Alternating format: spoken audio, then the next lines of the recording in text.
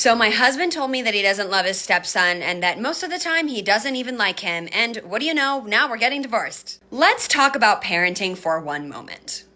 My soon to be ex husband and I have been together for over 10 years, and my son is 11 years old. So it's not that just a couple of years that my soon to be ex husband has been around. He has seen first steps, first words, first day of kindergarten, first day of every single grade. He's seen big milestones. He's watched sporting games. He has watched this kid grow up. And my son is a really good kid. And I know that a lot of mothers say that, but I really mean it. He's just not his kid. That's what it is. It's not his kid. We act like there's this universal thing where, hey man, you've seen this kid, you've been around this kid, you're not just supposed to fall for him. We're not all built like that. You think about it from a female lens, how women look at that. Men often take a little bit longer to bond with their own kids. Now, and we're only getting one side of this, right? We're going to let it continue. But if he's in this relationship and you don't make him feel like a priority, it sets up this competition, this feeling competition between him and your son. And we already know, especially in the Black community, that that's an unwinnable situation. If he's not happy with it, I mean, took him 10 years, took him 20 years, whatever. It's fine. Yeah. Listen, before we continue, like, comment, subscribe, hit the notification bell so you don't miss new uploads. Still trying to do 2 a day, right? Despite the location, despite where we end up. On that discipline that we showed in the very first video. And we're going to let it continue because she has a lot more to say on this topic. My son has manners, please and thank you. He's very sweet. He never argues with me. He is so kind, so intelligent, and so emotionally mature.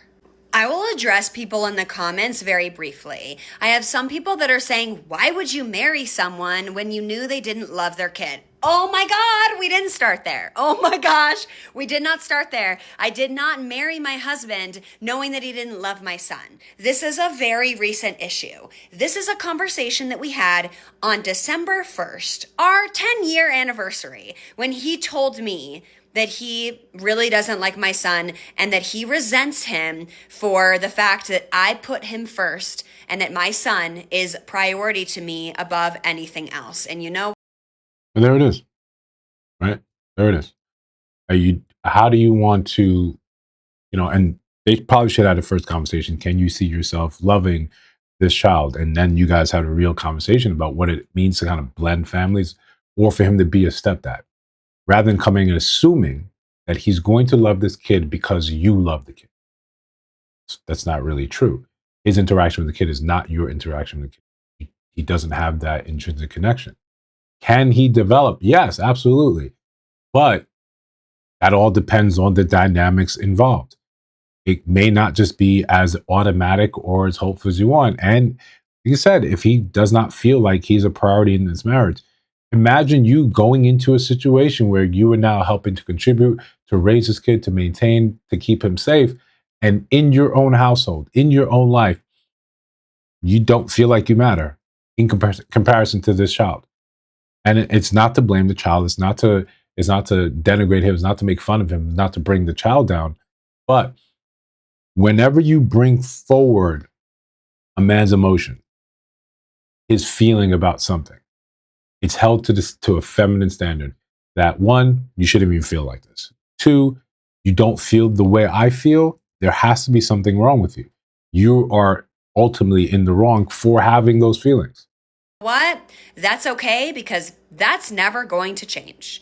So on December 1st, when we had that conversation, that's when I knew I was done. Okay, that's when I knew I was finished. I'm like, I'm so gone. Like, you don't love this child that you have raised kind of for 10 years, this kid that you've seen grow up, this kid that is a direct reflection of me because I have poured Direct reflection of you and another guy in his house, that, or in your house together, and he's helping raise. He has financial responsibility, moral responsibility over this child, yet he does not get enough from you to feel like he matters. Yeah, I can see why he had that conversation with you, and it's an honest one. Yeah, I don't really love your kid. Doesn't mean I won't do right by him. I don't love him because it's a reflection of you and how you raise him, how you poured yourself in. No, that's selfish. That's cool. It doesn't move the needle. I still don't love this kid the way you would want me to. The way his father probably is automatically or closer to automatically capable of doing so.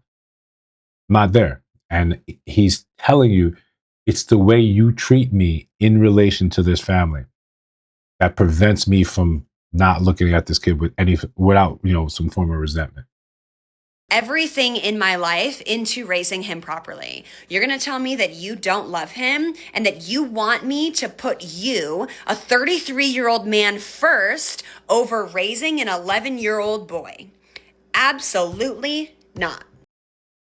33, 11-year-old boy. So when you guys start, think about that. You guys were early, or at least he was young. Early 20s and he had to be a father automatically. It's I don't know if they have their own kid or he had a chance or he wanted kids himself. There's so much that goes into this. And the larger issue is when we try to make it seem it's a very simple thing for you to get with a single mom. Make it try to seem like it's very simple, it's very easy. That all you have to do is love her, love the kid. That's it. All this is from a very, even when you go to therapy, this is from a feminist sort of outlook and standpoint. All you need to do is follow the lead. You have a feeling, you have an issue with something, yo, bury that. Don't leave it alone. Let's not talk about that. What do you have? 10 years later, you guys are having a conversation. Yeah, I'm not alone that kid. But in those 10 years, did you have any inkling that he felt this way? Did you have any inkling? Did he not do for this kid in a way that was detrimental? You seem surprised that this happened year 10. You seem caught off guard, and your response is to say, "Y'all just divorce." How could you not love this kid? How could you not try to have a genuine, more honest conversation? Because what do you think is going to happen? The easiest time for you to bond with a kid is when a kid is young, young, and he was there. But what do you think you're going to take out onto the streets, right? And not say she's going on the streets. I mean, to the dating pool now. Now the kid's 11. Now the kid's is approaching that age where, yeah, it's not cute anymore. Those little manners, it's not cute. We passed the cute stage maybe 5, 6, 7 years ago. Now I have to deal with the idea of, if I get with you, I now have to deal with a teenager. Yeah, men aren't really signing up for that in droves. No matter how you look, no matter your sort of personality, that is a bit much. I think it would show a high level of EQ if you stood with the man and tried to understand, what have I done that makes you feel like I'm not doing enough? You're making it very clear that he will always come after your kid. That's your prerogative. Probably should make that clear going forward to the next person. My kid is always going to be number one. You're not.